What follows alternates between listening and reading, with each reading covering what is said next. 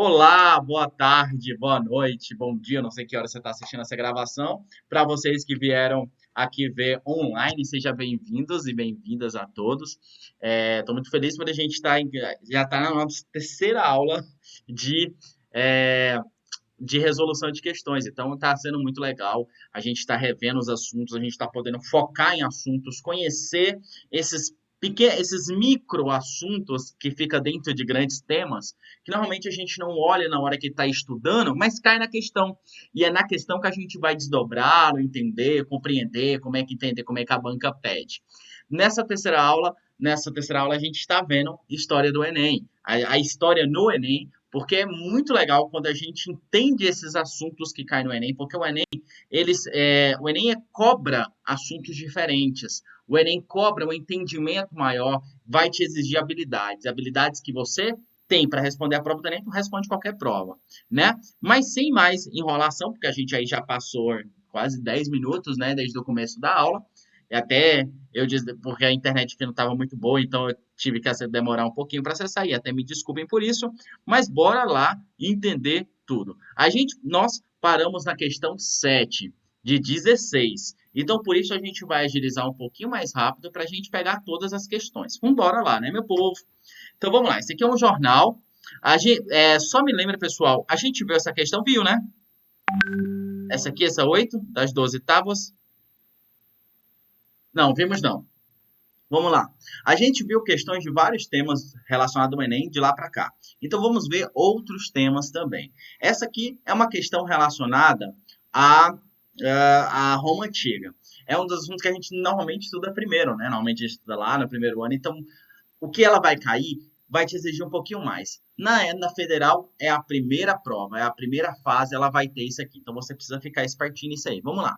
A lei das 12 tábuas, de meados do século V a.C., fixou por escrito um velho direito costumeiro.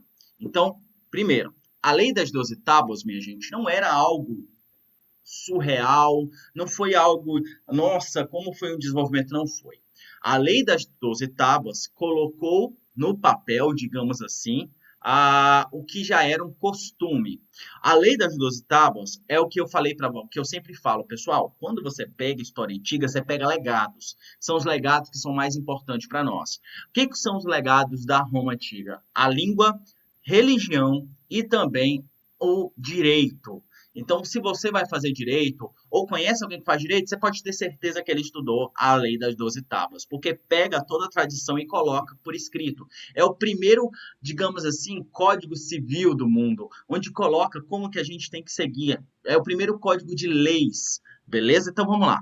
Então, ele aplicou, fixou por escrito um velho direito costumeiro. No relativo às dívidas não pagas, o código permitia, em última análise, matar o devedor ou devolvê-lo como escravo do outro lado do Tibre. Isto é, para fora do território de Roma. Então ele poderia, no caso, pegar a pessoa e vendê-lo para outro que não fosse romano, porque o cara não pagou a dívida. Certo? Então vamos lá. A referida lei foi um marco na luta dos direitos antigos, pois possibilitou que os plebeus. Então aqui está uma pergunta sobre plebeus. E é muito interessante porque essa questão deve ter te deixado com um pouquinho de dúvida. Será que foi isso? Será que foi aquilo? Vamos lá ver. Modificar a estrutura agrária assentada na latifúndio. Então, a gente tem que lembrar que essa estrutura agrária de Roma era baseada no latifúndio. Será que era? Exercesse na prática de escravidão, exercem a prática da escravidão sobre seus devedores? Como que, o, o, como que os devedores deveriam ser tratados, inclusive se tornando escravos? Conquistassem a possibilidade de casamento com os patrícios? Essa questão, normalmente, é a que você ficaria, caraca, eu vou marcar. Mas eu lhe digo para você, já vou adiantando antes de saber a verdade aqui. Essa questão não é correta. Por quê? Porque a conquista de casamento entre plebeus e patrícios veio posterior à lei das 12 tábuas. É claro, a gente está claro. A lei das 12 tábuas facilitou o acesso, facilitou isso, mas o casamento entre plebeus e patrícios é posterior. Ampliar essa participação política nos cargos políticos, no cargo político público, o tribuno da plebe já existia, então não. Reivindicar as mudanças sociais com base no conhecimento das leis. Isso é muito interessante. Vamos lá, então? É com certeza aí, né, pessoal? Reivindicar as mudanças sociais com base no conceito das leis. É uma coisa que nós brasileiros precisamos aprender. Conhecer as leis. Quando, meu caro, você conhece as leis, você pode reivindicar. Quando surgiu a lei das 12 tábuas, a lei não é mais alguém falando o que é certo e o que é errado, é o que está escrito. Quando algo que está escrito, a nossa lei está escrita, é apenas interpretar, é apenas seguir, ok? E aí você coloca isso para todo mundo. E aí essa lei passa a ser uma base social. A partir que todo mundo compreende a lei, a gente consegue modificar algumas coisas, correto? Se você é conhecedor da lei, você vai reivindicar seus direitos. Você vai modificar direito, você vai querer modificar injustiças sociais. Então, a grande coisa da lei das 12 tábuas, o grande boom para os plebeus, o que marcou os plebeus dentro dessa lei foi a reivindicação, reivindicar essas mudanças sociais com base no conhecimento das leis, porque esses conhecimentos passou a ser algo de todo mundo, não só estando na cabeça de quem manda. Porque muitas vezes as pessoas iam lá e ainda nem sabia que lei estava sendo julgada. Mas agora não. A partir da lei dos tábuas, todo mundo estava. O que parece a lei das 12 tábuas hoje para a gente? A Constituição. A Constituição tem a base na lei das 12 tábuas, o Código de Direito de Civil, o Código de Leis Civis, e tudo isso, tudo originou da lei das 12 tábuas. Combinado, então? É muito, muito interessante. Depois vocês podem dar uma olhada. Algumas vezes, em alguns textos que vocês forem pesquisar, vai estar, por exemplo, a questão de casamento entre Patrícia e Plebeu, mas a gente sabe que Patrícia e Plebeu é depois. Tribuno da Plebe é antes disso. Inclusive, o próprio Tribuno da Plebe que ajudou a criar a Lei das 12 Tábuas. Vamos só entender um pouquinho. A Lei das 12 Tábuas constitui a origem do direito romano. O direito romano como se fosse o Código de Leis Romanas. Vamos lá. Lei das 12 Tábuas foi importante porque pela primeira vez na história de Roma as normas estavam escritas e assim não corriam o risco de ser manipuladas. Essa é a grande questão das leis. Por exemplo, se caiu uma redação sobre leis, mano, cita a Lei das 12 Tábuas e cita essa questão. Quando você conhece a lei, você pode reivindicá-la ou lutar por direito, justiça social. No período monárquico, como as leis eram transmitidas de forma oral, somente os patrícios conheciam. Dessa forma, os plebeus estavam sempre em desvantagem, pois não havia nenhuma garantia de um processo justo. Por isso, os plebeus exigiam uma mudança nesse sistema. Em primeiro lugar, conseguir a criação da figura do tribuno da plebe, um cargo político para defender seus interesses. O tribuno da plebe é outra coisa muito comum, porque lembra uma coisa chamada de representatividade. Mesmo o tribuno da plebe sendo uma pessoa frente a vários outros patrícios, o tribuno da plebe ele era representativo, ele representava uma parte grandiosa da população, e é isso que a gente tem que lembrar, inclusive, quando for votar, né? Você vai votar? Então pense em quem pode te representar. Você tem que pensar. É muito doido, porque o Brasil a gente ainda não entendeu essa questão de representatividade. Como o país com 61% com 61 não, com 51% de mulheres, tem, por exemplo, a Câmara de Deputados com 92% de homens. Que tipo de representatividade é essa? Como a maior parte da população é jovem, mas mais de 70% dos deputados são mais de 60 anos. Como a maior parte da população do Brasil é preta, parda, e maior parte de quem está nos governando é branco. Então, essa concepção que a gente tem que entender de representatividade. O Tribuno da Plebe, ele pode ser pego para falar sobre isso. Por isso, através da iniciativa do Tribuno da Plebe, Tarentino Arça, as leis passaram a ser escritas. Então, ter a lei escrita é uma mudança social bastante grande. Quem fez isso primeiro, alguém lembra? Quero saber. Será que alguém lembra? Quem foi o primeiro a escrever leis? Quem acertar, eu vou fazer uma oração para passar no vestibular. Ô, gente, não tem como dar ponto. Ninguém lembra? Primeiro código de leis do mundo escrito? Beleza, não lembra, né? Mas tem que lembrar, gente. É o Código de Hammurabi. Não se esqueçam, Código de Hammurabi, lá na Mesopotâmia, feito por Hammurabi, que era um babilônico. Ele criou o primeiro código de leis do mundo, com base olho por olho, dente por dente, que inclusive até hoje é seguido nessa região, chamado de Lei do Talião. Beleza? Ok? Vamos lá. Mas para Roma isso era uma mudança. E a gente temos que lembrar que nossa civilização ela é romana. Ela é originária da Roma e da Grécia. E por isso que a gente pega muito mais deles do que do Código de Leis de Hammurabi.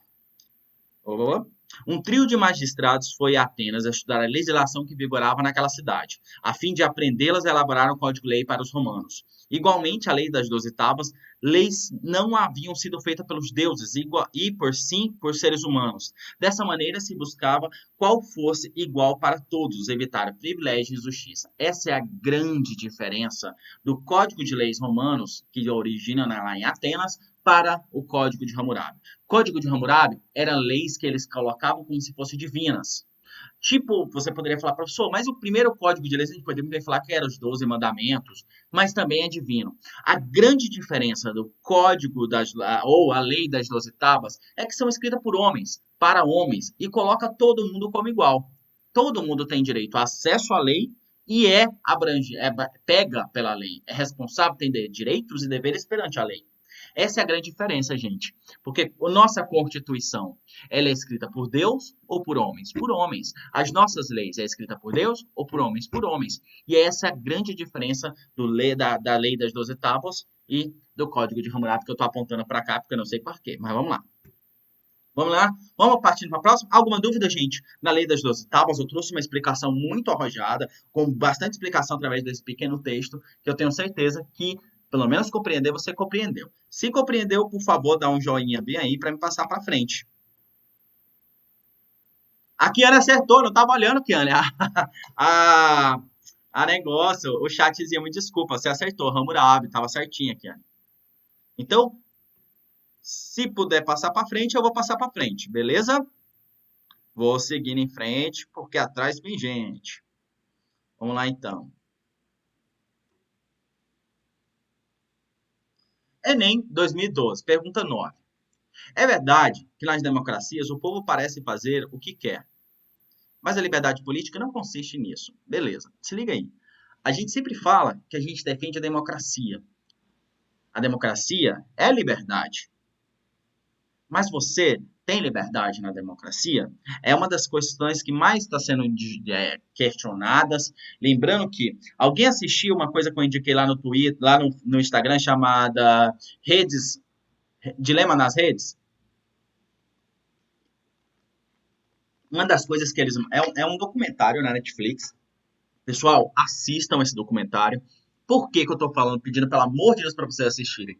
Porque ele é uma fonte de informação que você pode utilizar. Porque lembrando, cada vez mais está caindo questões relacionadas à internet, a redes sociais e tudo mais. Então, assista Dilema nas Redes Sociais, porque é muito, muito foda o documentário. Vai lá e assista.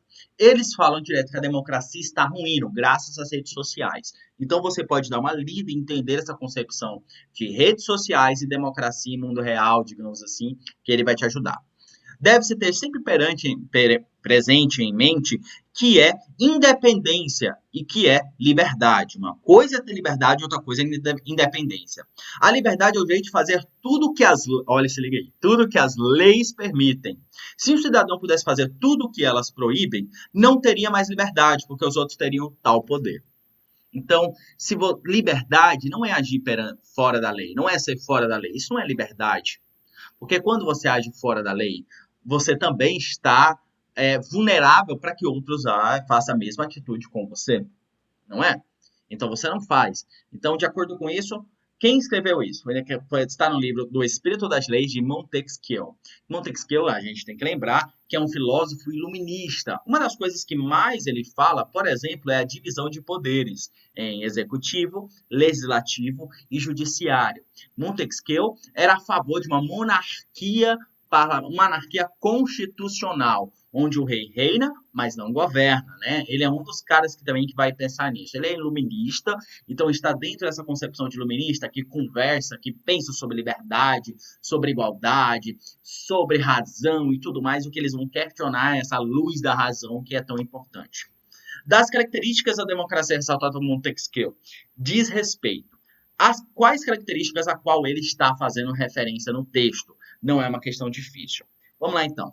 Ao status de cidadania que o indivíduo adquire a tomar decisões por si mesmo. Então, o cidadão é cidadão, ou o indivíduo é o indivíduo, quando ele toma decisões por si mesmo. É isso que o texto está falando? Não, né? Ao condicionamento de liberdade dos cidadãos às conformidades à lei.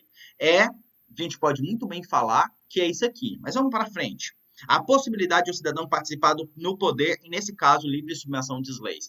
Quando o cara participa do poder, ele está fora da lei, a lei não pega mais ele, em tese não deveria ser assim, né? Mas a gente tem umas coisas absurdas no Brasil que com certeza Montesquieu, com certeza ele não gostaria. Por exemplo, o foro privilegiado. O foro privilegiado coloca pessoas com privilégios adicionais e fica distante da lei. E aí, essas pessoas, é justo, não é justo? Por que elas estão acima da lei, não podem ser presas, enquanto um outro cidadão qualquer pode ser preso? É uma das concepções que a gente precisa repensar, inclusive, na nossa democracia. Ao livre-arbítrio do cidadão em relação àquilo que é proibido, desde que dê ciente das consequências. O livre-arbítrio do cidadão, a gente tem que lembrar. Ele tem que entender o que é proibido, mas se ele quiser, ele pode fazer por mais, ele tem que adquirir as consequências.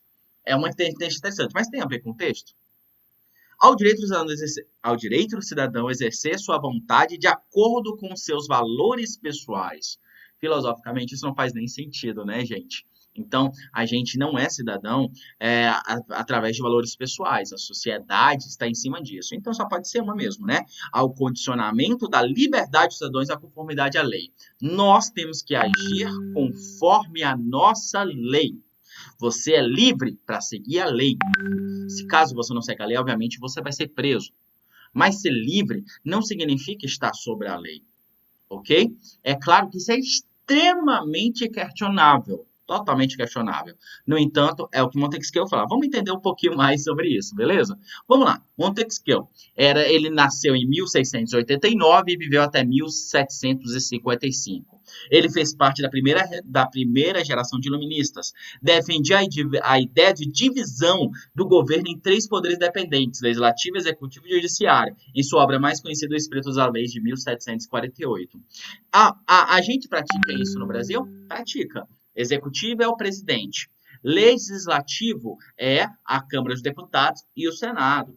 E o Judiciário é o Supremo Tribunal Federal. São 3 órgãos, em tese, independentes. Mas a gente tem que lembrar que o Executivo indica o Legislativo. O Judiciário, aliás, né? O Executivo que indica o Judiciário.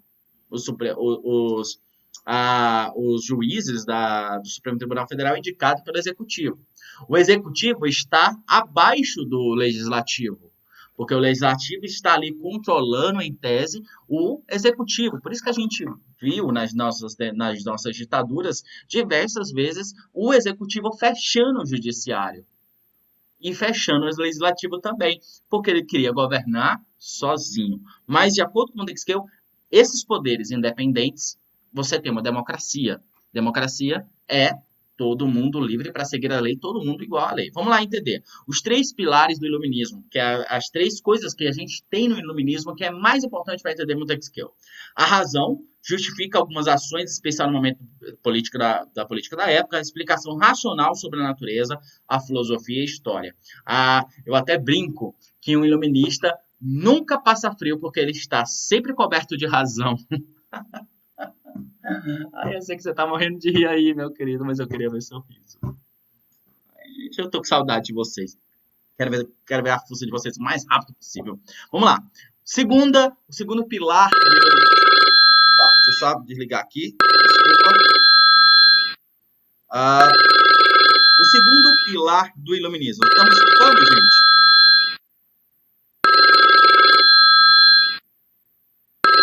Estão me escutando? Oi, tá me escutando?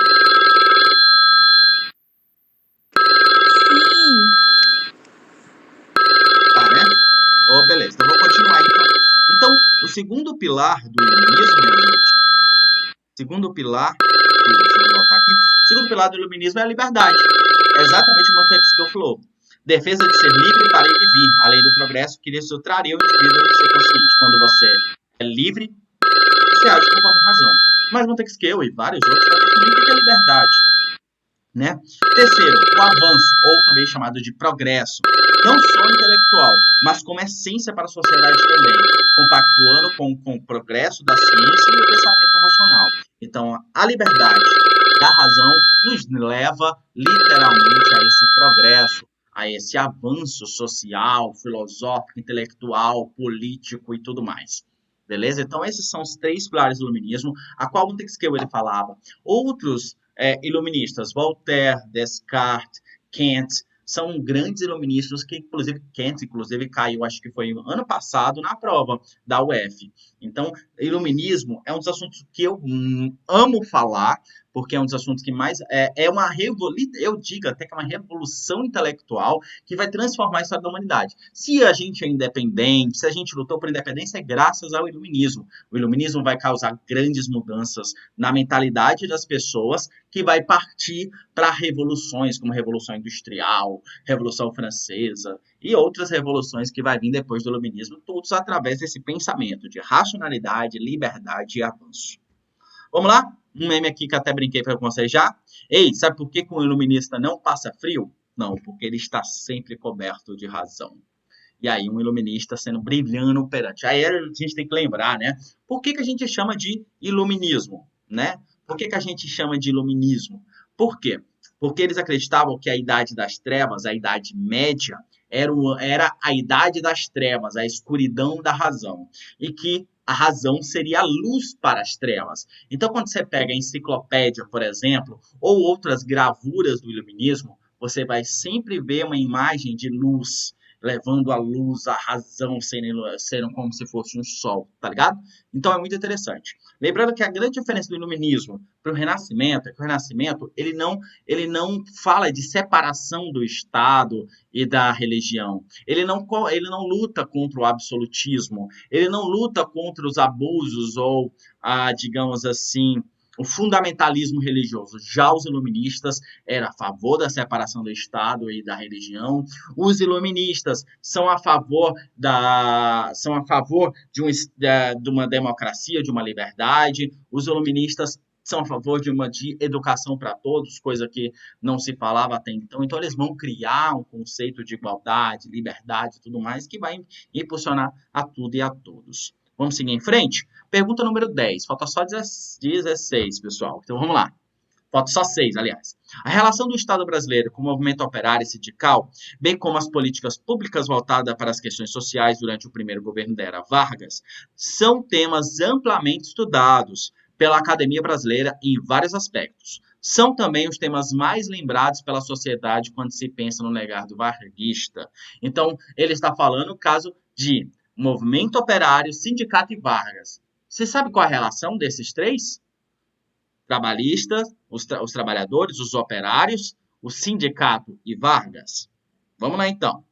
Durante o governo de Getúlio Vargas foram desenvolvidas ações de cunho social, que é inclusive o que mais levou ele a um status de uma pessoa, o presidente mais amado da história do Brasil.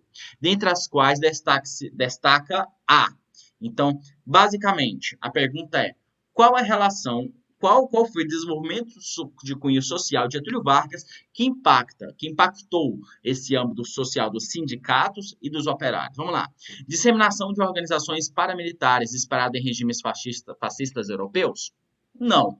A gente pode dizer que não tivemos isso. A e B, que a gente viu na aula passada, até parece com isso, os integralistas, mas eles não estavam tão ligados ao governo, apesar de muitos apoiarem o governo. A aprovação de normas que buscam garantir a posse de terra aos pequenos agricultores? O texto não está falando bem disso. Mas, vamos para frente. Criação de um conjunto de leis trabalhistas associado ao controle de representantes sindicais? O que é que tu acha? Sim, né, gente? A gente tem que lembrar. Deixa eu saber, só para você estar errado. Tá certo. Sim, gente. A gente tem que lembrar que Vargas, ele criou o que a gente chama de CLT, Consolidação das Leis Trabalhistas. Então, tudo que a gente conhece de leis trabalhistas hoje, ele está muito relacionado a Vargas. Vargas, ele foi um dos caras que mais ajudou os operários. Quando ele subiu no poder, ele vai fazer isso. Por quê? Porque ele ajudando os operários, ele tirava os operários dessa massa intelectual marxista comunista, coisa que ele temia muito. E o que ele faz? Ainda tinha os sindicatos que lutavam pelas leis trabalhistas. O que ele faz? Ele começa a financiar sindicatos para que esses sindicatos não se voltem contra o Estado. Gente, se o cara tá pagando, me pagando, meu filho, eu estou com ele. Então, é exatamente isso, tá ligado? Então, o cara, a Getúlio Vargas começou a financiar e a fazer com que os sindicatos fossem apenas um braço do governo. Então, durante o governo Vargas, você não vê greves ou coisas assim praticamente, pouquíssimas, porque Vargas, ele atende, então ele vai criar as leis trabalhistas, ele vai favorecer, é só 8 horas que pode trabalhar,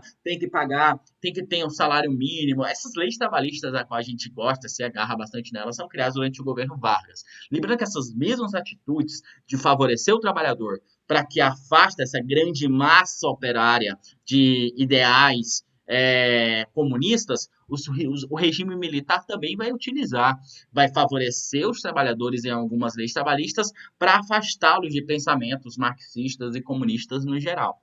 Vamos lá. Implementar um sistema de previdência e seguridade para atender os trabalhadores rurais? Não, não teve isso, não. Inclusive, não tem nem hoje, até hoje. Aliás, tem hoje, mas aí paga um salário mínimo hoje. Implementação de associações civis como estratégia para aproximar a classe média e o governo. Não, a gente não teve a classe média sendo barrando vagas, nem tampouco a gente poderia dizer que nem barraram e nem ajudaram. Estava ali, estava de boa, estava todo mundo bem. A classe média sempre está muito bem, né? Em todos os governos, então não teve. O que mais a gente tem? No final do governo Vargas, vocês lembram? O chamado queremismo, que é queremos Vargas no poder. Então, depois do Estado Novo, esses mesmos operários, os sindicatos convocavam passeatas pelas ruas, exigindo que Vargas permanecesse no poder. No entanto, os próprios militares estavam impulsionando Vargas a ficar mula. Tanto que ele sai, mas 5 anos depois ele volta eleito democraticamente. O cara era foda mesmo, né? Então, vamos ver aqui essa questão. Eu não coloquei textinho? Não, não coloquei textinho não, gente. Me desculpa porque ela está muito bem explicada. Beleza? Ok? Então, vamos seguir em frente? Beleza? Alguma dúvida, gente? Vamos olhar aqui o chatzinho. Alguma dúvida? Tem pouca gente hoje. Na aula passada tinha 10 pessoas. Cadê a galera? É claro que só a Valesca é 2, né? Valesca é sempre 2. Mas tá faltando gente. Cadê o povo? Bora participar. A outra a aula da anterior já tá online.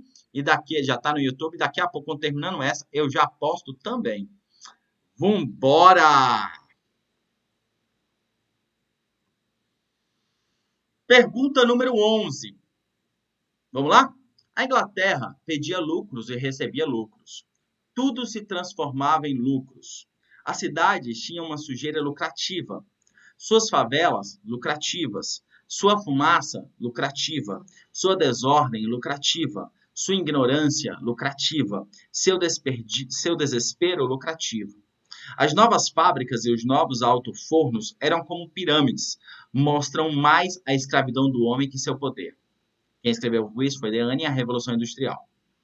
Qual relação é estabelecida no texto entre os avanços tecnológicos ocorridos no contexto da Revolução Industrial Inglesa e as características das cidades industriais no início do século XIX? Então, qual a relação dessa Revolução Industrial e as transformações das cidades?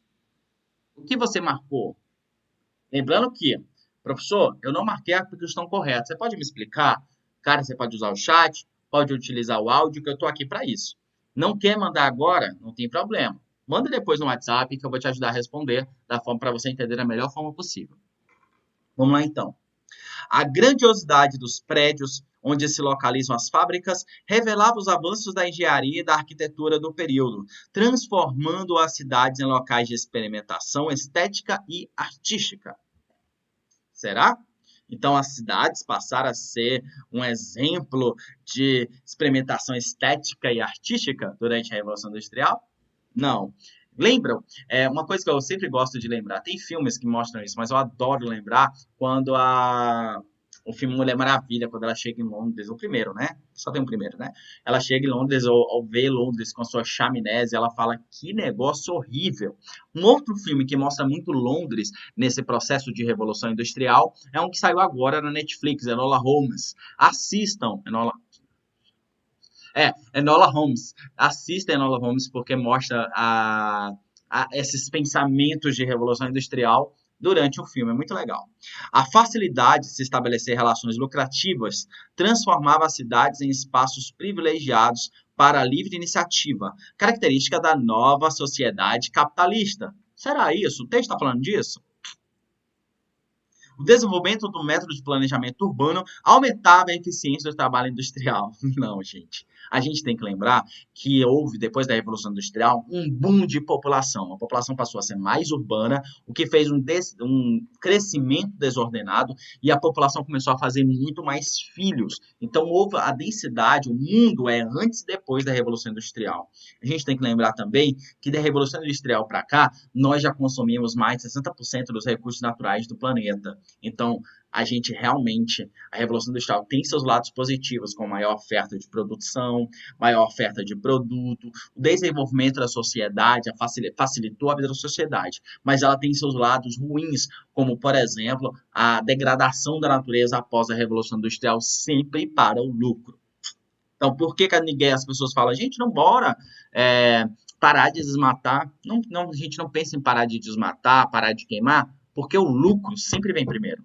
Enquanto o lucro, enquanto uma árvore morta ser mais lucrativo que uma árvore rica, enquanto o peixe morto ser mais lucrativo que um peixe vivo, a gente vai viver nessa, infelizmente. Beleza? Por isso que Revolução Industrial é um dos assuntos mais citados dentro de provas de redação e tudo mais. A construção de núcleos urbanos integrados por meio de transporte facilitava o deslocamento dos trabalhadores das periferias até as fábricas. Por fim, o alto nível de exploração de trabalhadores industriais. Ai, gente, eu enrolei a língua. O alto nível de exploração de trabalhadores industriais ocasionava o surgimento de aglomerados urbanos marcados por péssimas condições de moradia, saúde e higiene. A resposta correta é. Aê! Quem marcou aí acertou, gente. Realmente, o texto está falando disso. A questão de a sujeira é lucrativa, as cidades são lucrativas, as favelas são lucrativas, a fumaça é lucrativa, a desordem é lucrativa. Tudo isso causa lucro. Então, quando você vê a favela, vamos ler a favela é lucrativa, a favela é lucrativa porque é de lá que vêm os trabalhadores. Então, enquanto eles estiverem na merda, desculpe a palavra, eles vão aceitar qualquer tipo de salário. Então, por isso que o governo público não tenta se meter a ajudar a vida de favelado. Porque se ele estiver na merda, ele aceita qualquer trabalho, qualquer coisa, qualquer salário. Então, por isso que era lucrativo você ter pessoas em uma faixa social muito inferior. Porque quem está lá embaixo quer um emprego, seja qualquer coisa. E aí essas pessoas trabalhavam 18, 19 horas diárias por salários miseráveis.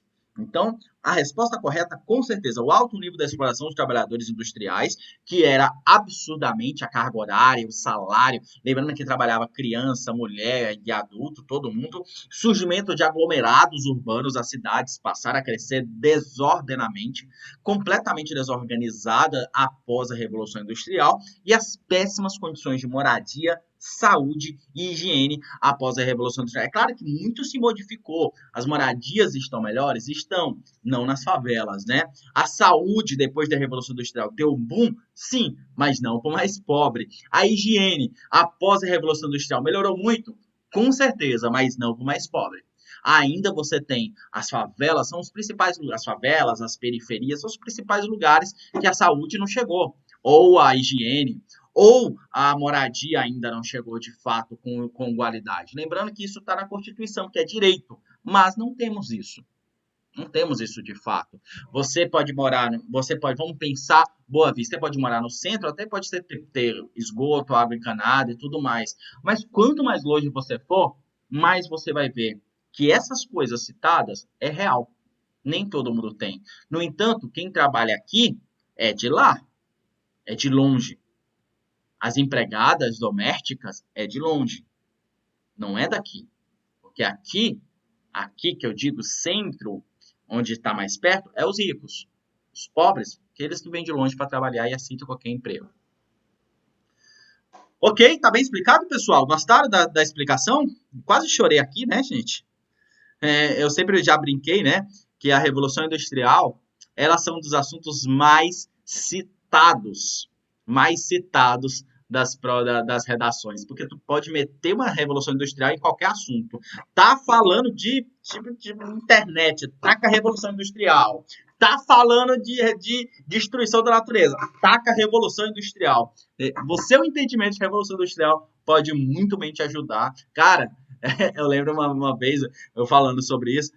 Falando direitos das mulheres. Taca a Revolução Industrial. Porque isso te traz referências. E redação sempre ajuda você a ter referências. Sempre os pontos crescem muito após a referência. Beleza, então? Então é muito bom que você entenda essas referências e a Revolução Industrial te traz uma base perfeita para isso. Vamos seguir em frente? Pergunta número 12. Enem de 2011. Vou beber uma água. Bebam água, gente, tá calor demais. Vamos lá, então?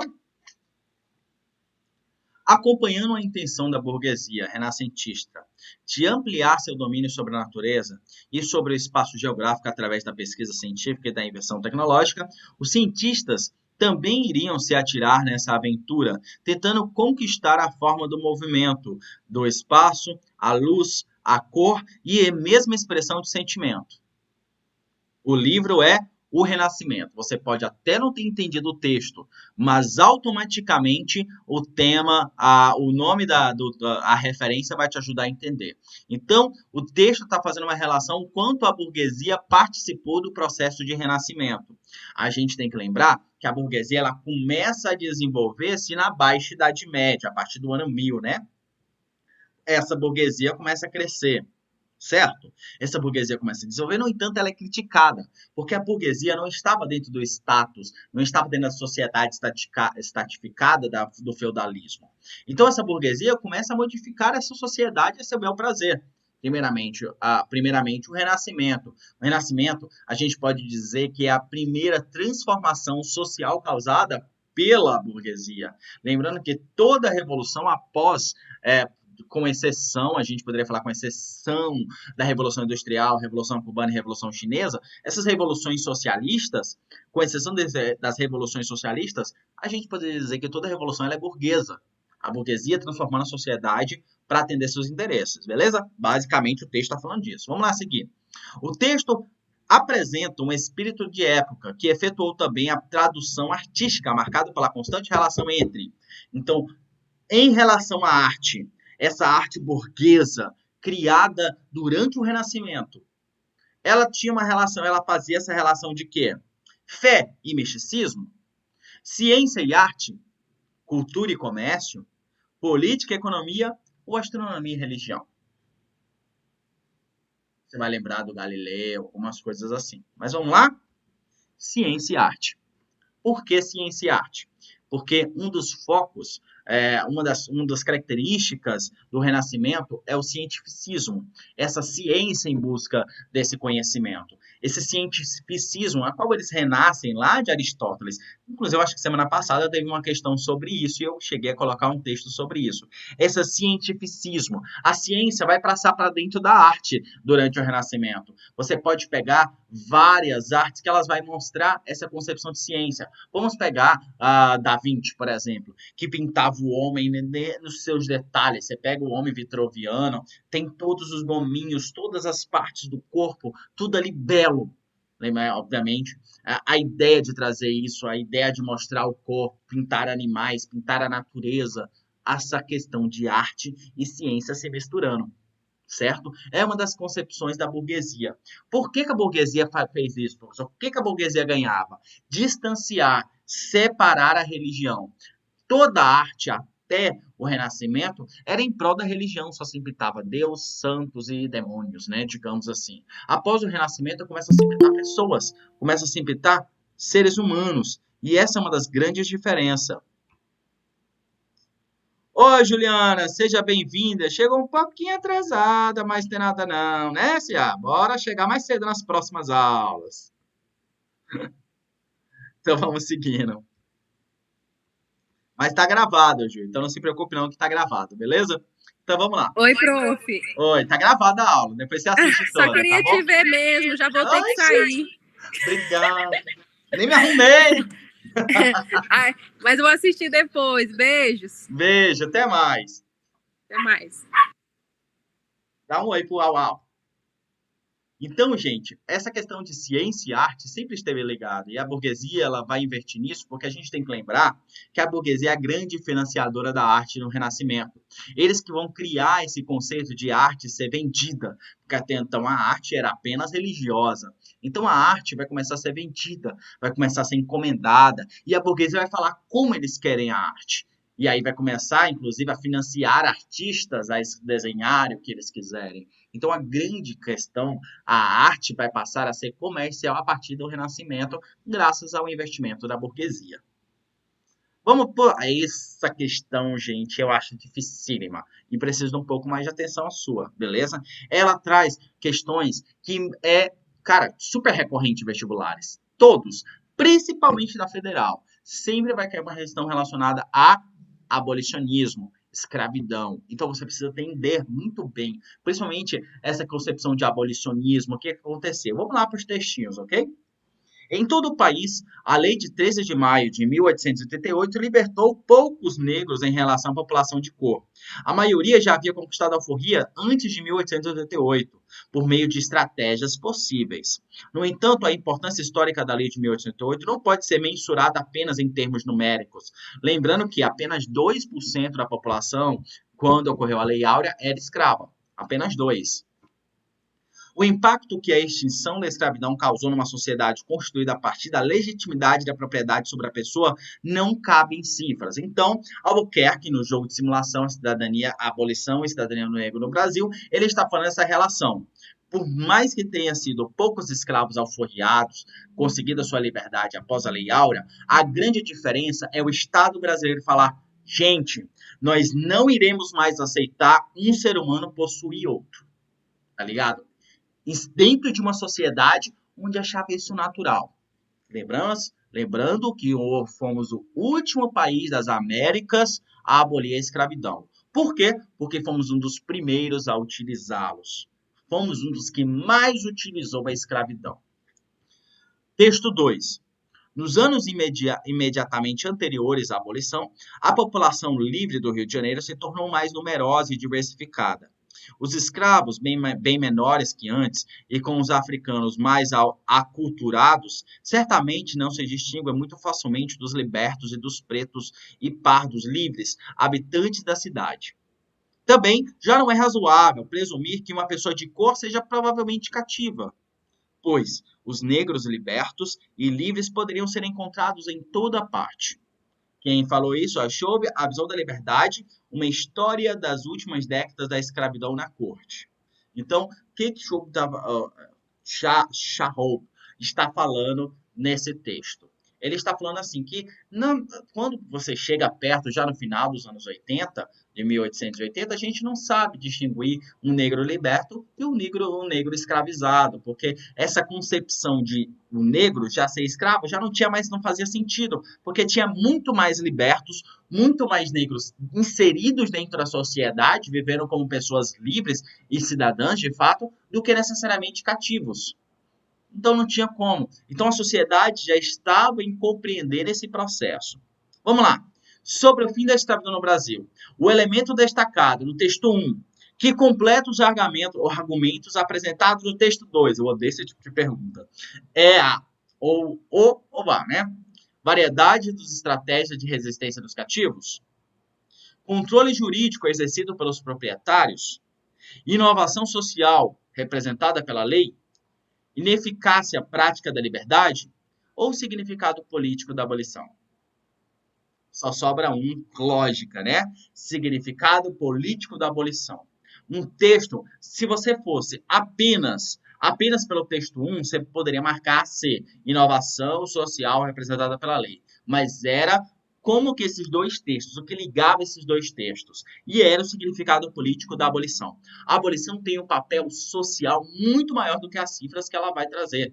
Ela tem um papel dentro de uma cabeça da sociedade. A gente pode falar que a mudança ela começa desculpa, capitão, a mudança ela começa em 1850 com a Lei Eusébio de Queiroz. A Lei Eusébio de Queiroz vai romper esse processo de escravidão, de comércio de escravidão. Ela não vai deixar mais trazer de fora do Brasil escravos. Vai romper isso, vai falar, olha gente, não aceitamos mais escravos aqui, então vamos escravizar quem está aqui dentro. E aí começa. Com menos escravos, esse número de escravos começa a cair, porque não vem mais gente da África para o Brasil, certo? Começa a fazer um comércio interno. Depois veio a lei do ventre livre, que todos os escravos nascidos a partir daquela lei eram livres, nascidos. O que quebra outra, digamos assim, outra prática muito comum de fazer verdadeiras fazendas de escravidão sexual.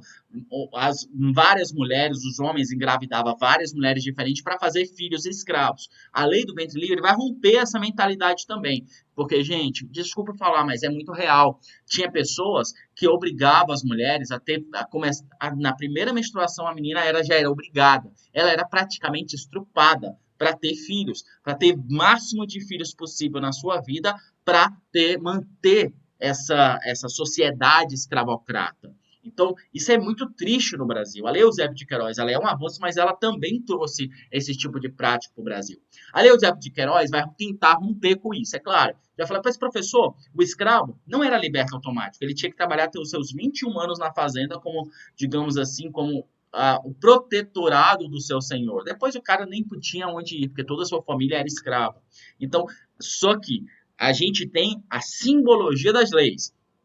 Já quase perto da abolição, a gente vai ter a lei de sexagenários. A lei de sexagenários vai falar assim, beleza, todos os escravos com até 60 anos tá livre. É claro que isso era uma utopia absurda, porque os escravos, a vida dos escravos não passava de 45 anos na época. Então, ter um escravo chegado a 60 anos era algo surreal. Era literalmente surreal. Então, a gente tem que entender que repito, o mais importante é a representação das leis. E depois veio a lei do ventre livre. E a gente tem que lembrar aqui da Lei Eusébio de Queiroz, de uma sociedade com, acreditem, mais de 50% de escravos, na Lei Eusébio de Queiroz, mais de 50% de escravos, na lei do ventre, na lei Áurea, o quê? 38 anos depois, ter apenas 2% de escravos, foi um avanço. A guerra do Paraguai teve outra questão também, porque o Brasil convocou pessoas e foram escravos, e os escravos que fossem para a guerra, lutassem pelo Brasil, também ganhavam alforria, o que foi um outro golpe nessa escravidão. Mas, a partir da guerra do Paraguai, o movimento abolicionista ganha força, porque homens brancos e homens negros lutaram junto pelo Brasil. E aí, para que escravidão? E começa a discutir. A partir dos anos 80, esses grupos, movimentos abolicionistas vão ficar ainda mais fortes. E aí vai vir a Lei Áurea, que se torna o grande símbolo da independência, o grande símbolo da independência negra, da liberdade negra e tudo mais. Ok? Então, a Lei Áurea ela é muito mais um significado político do que necessariamente uma liberdade. Alguma dúvida? Gostariam de comentar alguma questão? Comentar essas questões?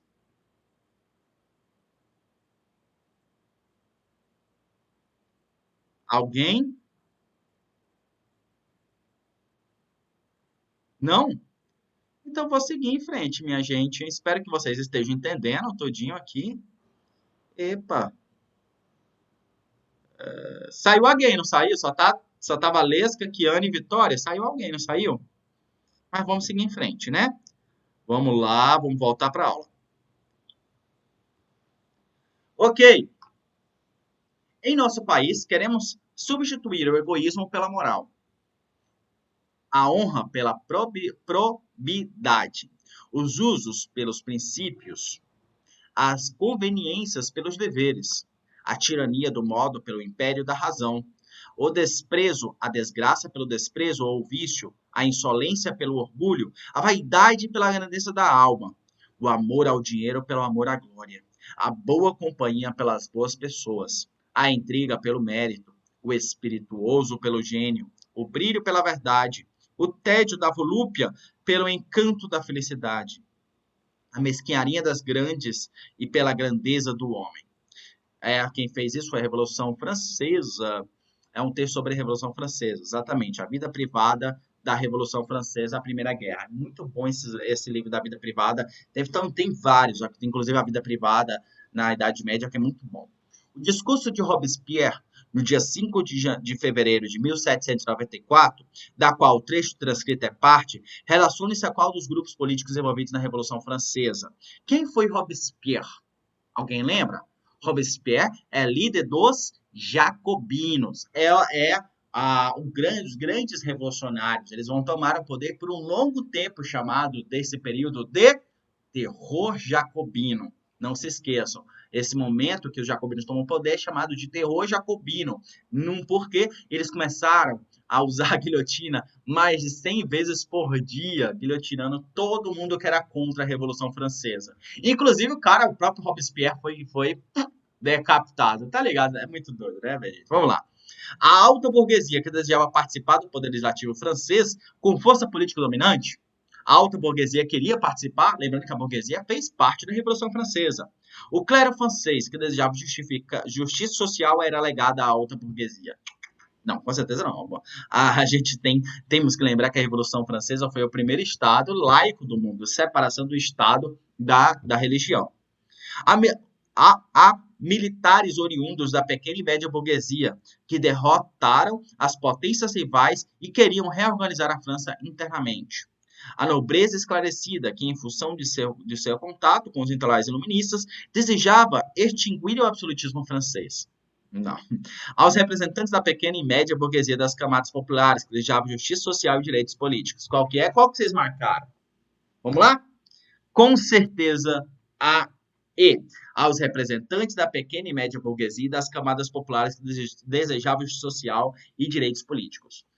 O poder dos jacobinos, que eram burgueses, só que eram burgueses das chamadas média burguesia. Essa média burguesia, que era grande parte dessa massa dos jacobinos, eles vão querer tentar apegar as pessoas, ter o apoio popular das pessoas para a Revolução Industrial. E exatamente o foco de Robespierre vai ser sempre essa média e pequena burguesia, as camadas populares, como camponeses, que ansiavam por justiça social e direitos políticos. Essas pessoas queriam direitos políticos, queriam direitos sociais, justiça sociais. Então, por isso que eles vão começar a apoiar os jacobinos. E você pode ver nesse discurso, muito bem feito, nessa mudança a qual ele está falando, do egoísmo à moral. Por exemplo, vamos pegar esse egoísmo à moral, o egoísmo dessa nobreza, do clero, para a moral. O que é moral?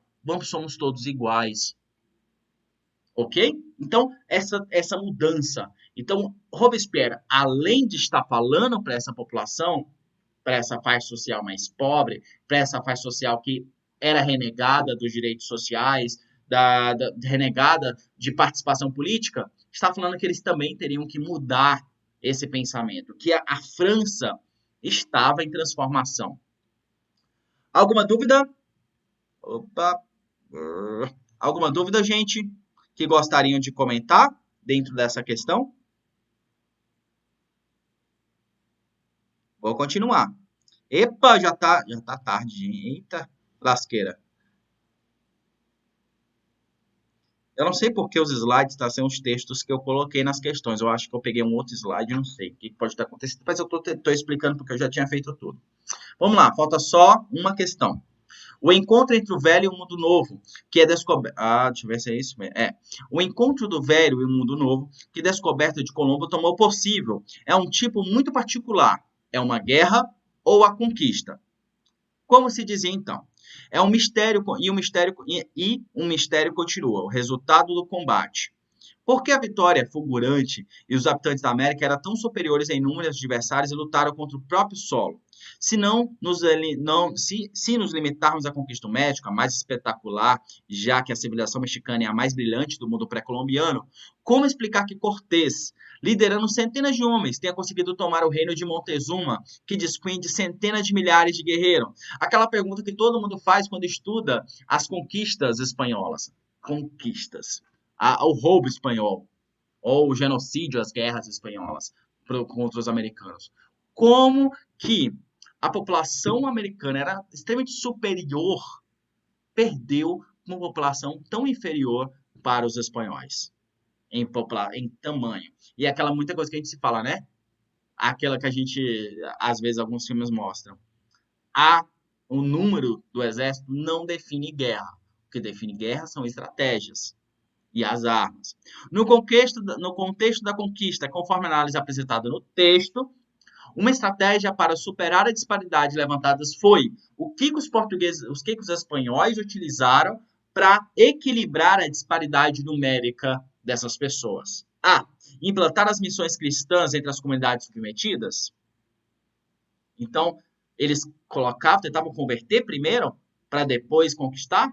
Não teve. A religião foi utilizada posteriormente, não nessa primeiro embate. Utilizar a superioridade física dos mercenários africanos?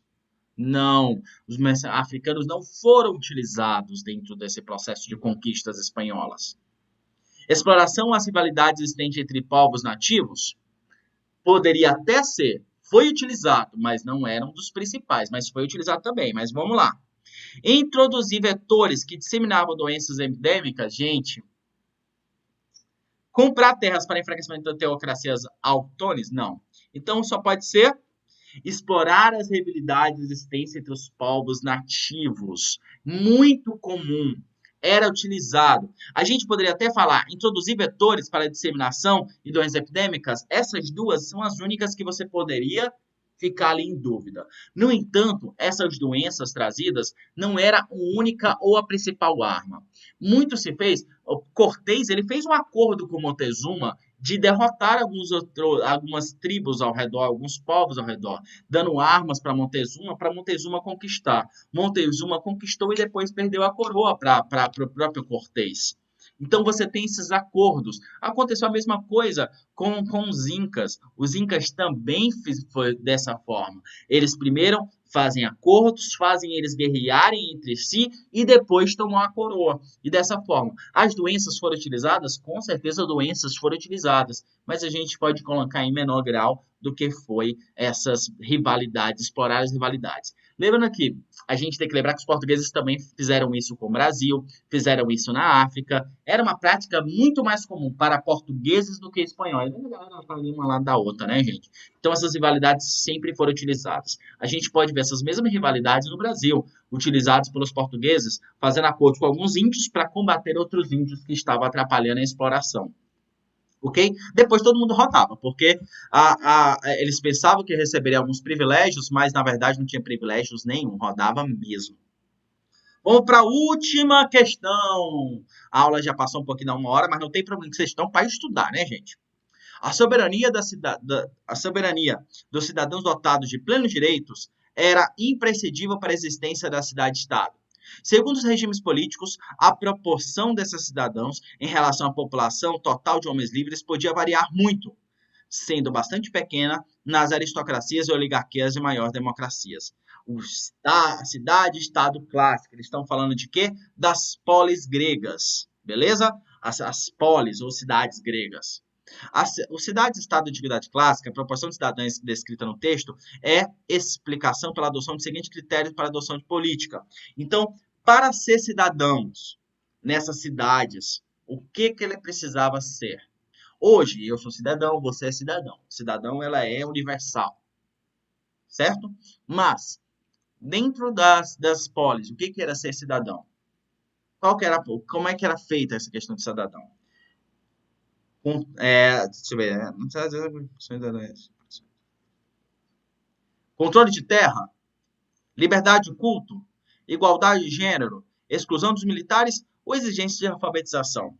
Então, quando você coloca os cidadãos dentro daquele negócio, qual que era a ideia? controle de terra, gente.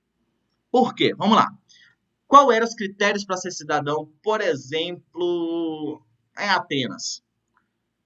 Homem, acima dos 18 anos, de filhos de pais e mães atenienses com propriedades.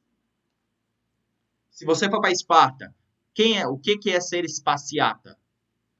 Guerreiro, homem, acima dos 18 anos, acima dos 30 anos e com propriedades. Então, quando você coloca a massa que pode ser eleita e pode votar como apenas pessoas com propriedade, você está mantendo controle de terras daquele local. Você não deixa com que qualquer um, porque o cara que tem terra, ele vai manter ali o poder dele, cara. Ele vai tentar manter esse poder da terra. E aí você mantém essa população onde não tem terra, não tem propriedade excluída, e dá poder para quem tem terra. Por que não liberdade de culto? Liberdade de culto já existia dessas polis gregas, então não fazia diferença. Igualdade de gênero. As mulheres não poderiam ser cidadãs. Lembrando que dentro de Roma, dentro da Grécia, a mulher era propriedade masculina. Esse patriarcado dentro de Roma e dentro da Grécia era muito comum. Exclusão dos militares. Se você pegar a Esparta, os militares é quem eram os cidadãos. Exigência de alfabetização. Não tinha exigência nenhuma de alfabetização. No máximo, era comum a alfabetização entre os cidadãos atenienses, porque lá eles focavam numa educação de alfabetização. Mas em outros locais isso não fazia diferença e a galera era cidadão. Então, com certeza, é o controle de terra. Alguma dúvida? Meu povo, quero lembrar vocês que amanhã terá aulão de revisão do PSS2, lá da prova da Universidade Federal. Eu mesmo peguei questões lá de 2012 até 2020, então tem muita questão boa que você vai ver, que você vai ver. Eu peguei apenas os assuntos da PSS2. Por favor, participem, tirem print disso, vamos olhar, vamos passar para todos os seus amigos, porque vai ser de graça, vai ser muito massa. E Valesca adiantando, não tem hora para acabar. Então vocês podem pegar, separar um caderno de 20 páginas, de